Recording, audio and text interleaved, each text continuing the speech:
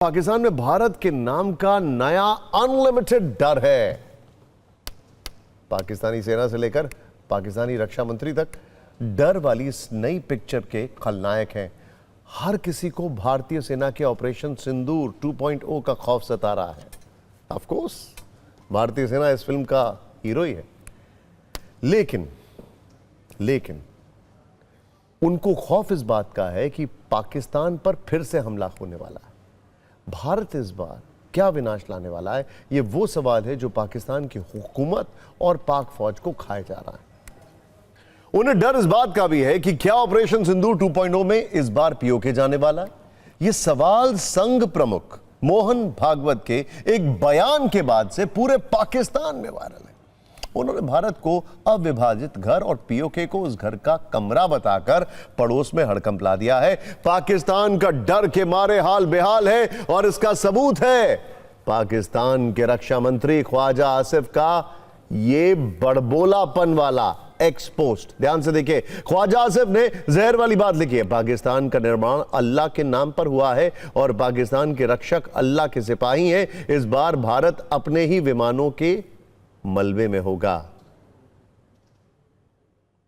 ये सोचने के पहले और बाद में दोनों में नहीं सोचते हैं।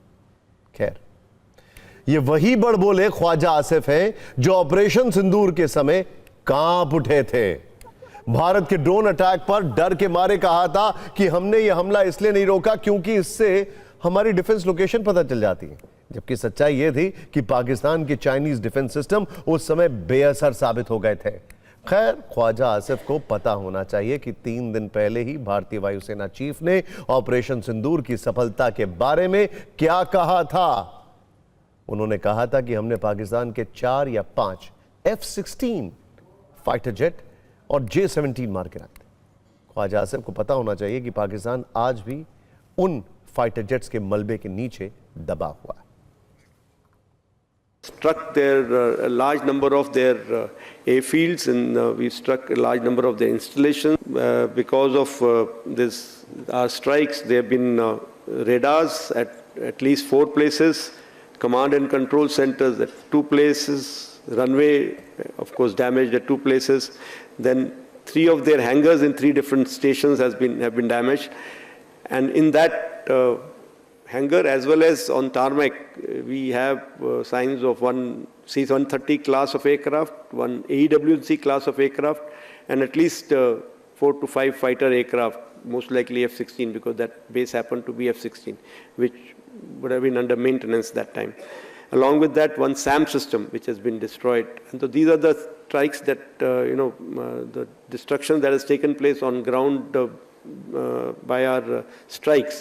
We have clear evidence of one long-range strike, which I talked about, more than 300 kilometers. Khwaja Asif से ठीक पहले पाकिस्तान की सेना भी बड़बोलापन दिखा चुकी है। 2 दिन पहले कहा था कि भारत पाकिस्तान के बीच युद्ध हुआ तो इस बार तबाही मचेगी। किसकी? हम बिना किसी हिचकिचाहट के जवाब देंगे। ख्वाजा आसिफ और पाकिस्तान की सेना का यह बयान भारतीय सेना प्रमुख जनरल उपेंद्र द्विवेदी के उस स्टेटमेंट पर आया जिसमें उन्होंने राजस्थान पहुंचकर कहा था कि पाकिस्तान ने इस बार कोई मिस एडवेंचर किया तो नक्शे से मिट जाएगा। इस बार भारत देश पूरी तैयारी के साथ है और इस बार वो संयम नहीं रखेगा जो सिंदूर 1.0 में हमने संयम रखा। इस बार हम आगे की कार्रवाई करेंगे और कुछ ऐसी कार्रवाई करेंगे कि हो सकता है पाकिस्तान को सोचना पड़े कि उसे इतिहास में भूगोल में रहना है कि नहीं रहना है। अगर उसे भूगोल में अपनी जगह बनानी है तो उसके लिए उसे जो स्टेट स्पॉन्सर टेररिज्म जिसको हम बोलते हैं, यानी कि उसका देश जो टेररिज्म को स्पॉन्सर कर रहा है उसे रोकना पड़ेगा। सुना आपने? पाकिस्तान में इन बयानों का खौफ है, लेकिन पीओके से अवैध कब्जा छूटने का डर भी 7वें आसमान पर है। पीओके में पिछले हफ्ते 6 दिनों तक लगातार आंदोलन हुए। उनके सैनिकों की वर्दियां 10-10 रुपए में बेची गई हैं पाकिस्तान के। और पाकिस्तान के सैनिक पीओके में क्या कर रहे थे? पहले सवाल तो यह होता है। प्रदर्शनकारियों ने पाकिस्तानी सेना की काफी धुलाई की। शाहबाज शरीफ और मुनीर को 21 पॉइंट पर समझौता करना पड़ा और सरेंडर करना पड़ा, आप यह समझ लें। लेकिन इस बीच पीओके पर संघ प्रमुख के एक बड़े बयान से पाकिस्तान में घबराहट की मात्रा थोड़ी बढ़ गई है। मोहन भागवत ने कहा, भारत एक अविभाजित घर है, उस घर के कमरे में किसी ने कब्जा कर लिया है, कल मुझे उसे वापस लेकर वहां अपना डेरा डालना है। इसीलिए स्मरण रखना है कि यह अविभाजित भारत है। यानी संदेश साफ है, पीओके भारत का अभिन्न अंग है जिसे हर हाल में वापस लेना है। तो क्या यह शुभ कार्य भी अतिशीघ्र होने वाला है? पाकिस्तान की सेना और ख्वाजा आसिफ संकेतों में कही गई संघ प्रमुख की यह बड़ी बात कान खोलकर सुन लें। बहुत सारे सिंधी भाई यहाँ बैठे हैं, मुझे बड़ा आनंद है। वो पाकिस्तान नहीं कहते, वो अविभाजित भारत कहते।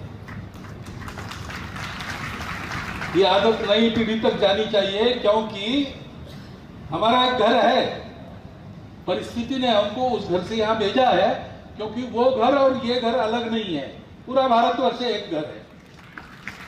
परंतु हमारे घर का एक कमरा जिसमें मेरा टेबल कुर्सी कपड़ा वड़ा रहता था, वो किसी ने हथियाया है, कल मुझे उसको वापस लेके वहां फिर से अपना डेरा डालना है।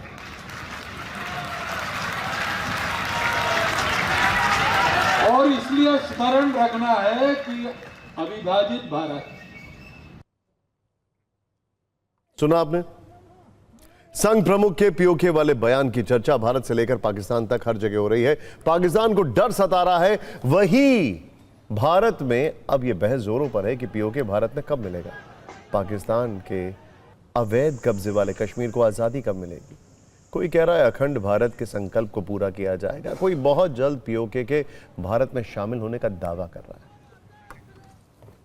है। निस्संदेह ये अखंड भारत का हमारा जो संकल्प है उसको हम पूरा भी करेंगे। जो वहाँ की मुक्ति के लिए जो समाज संकल्पित है, वो मुक्ति का संकल्प भी पूरा होगा। ये जो लोग आज भारत के बारे में बता रहे हैं, आखिर आरएसएस के मुख्यालय में आज़ादी के बाद बहुत वर्षों तक राष्ट्रीय ध्वज तिरंगा नहीं फहराया जाता था। ये राष्ट्र की बात क्या करेंगे? पीओके जो है वो भारत का अभिन्न अंग है।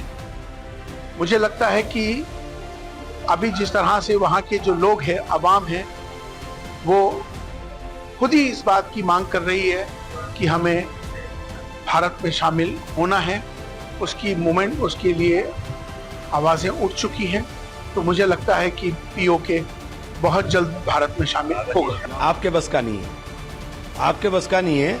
आपकी सरकार है और आपकी सरकार बटन दबा करके युद्ध रोक देती है, तो आपके बस का नहीं है। तो ऐसी बातें मत करें कि आप ले लेंगे, आपके बस का नहीं है। मोहन भागवत के बयान से स्वयंसेवक भी जोश में। इन दिनों राजस्थान के बाड़मेर में भारत पाकिस्तान बॉर्डर पर संघ के स्वयंसेवक का पथ संचलन चल रहा है। देश के जवानों का जोश और आम लोगों का जोश बढ़ाने वाली इस गतिविधि की कुछ तस्वीरें भी आई हैं, आप जरूर देखें।